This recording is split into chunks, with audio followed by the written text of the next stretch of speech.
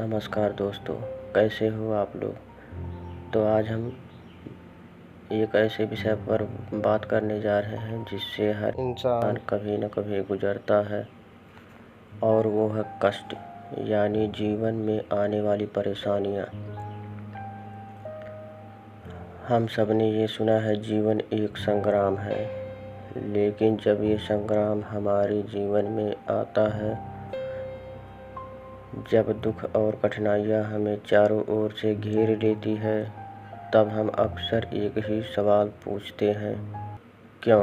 आखिर क्यों मेरे ही जीवन में इतने ही कष्ट आते हैं। आज का वीडियो इसी सवाल का जवाब खोजने की कोशिश है। भाग 1, कष्ट क्यों आते हैं। दोस्तों, सबसे पहले समझने वाली बात यह है कि कष्ट जीवन का एक स्वाभाविक हिस्सा है।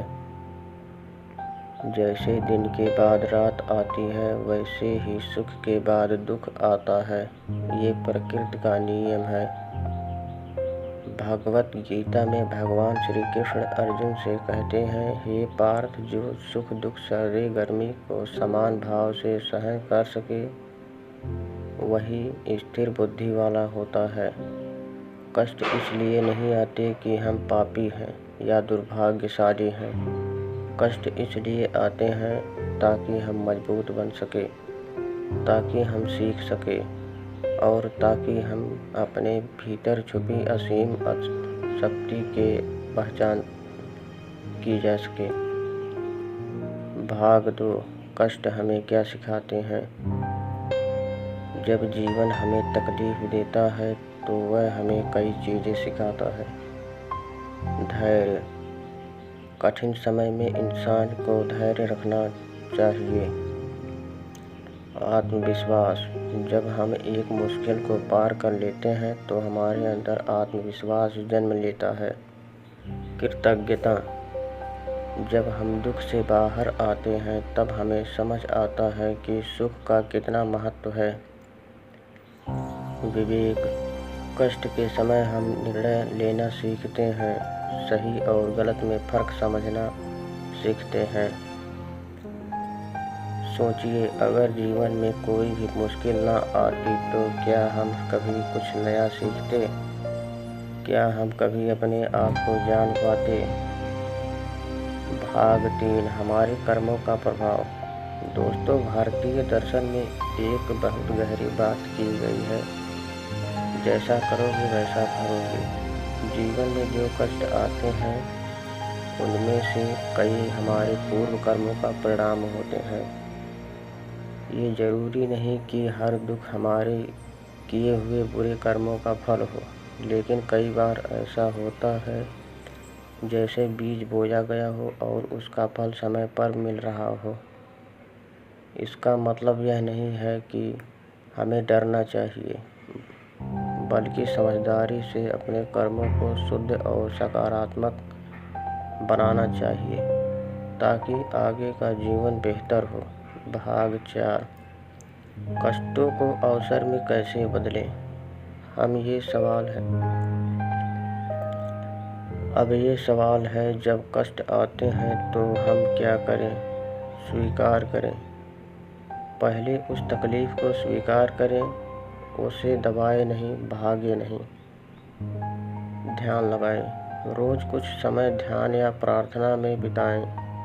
ये मानसिक शांति देता है। सीखें, हर मुश्किल में छिपा सबक खोजें। किसी से साझा करें, अकेले मत जूझिए।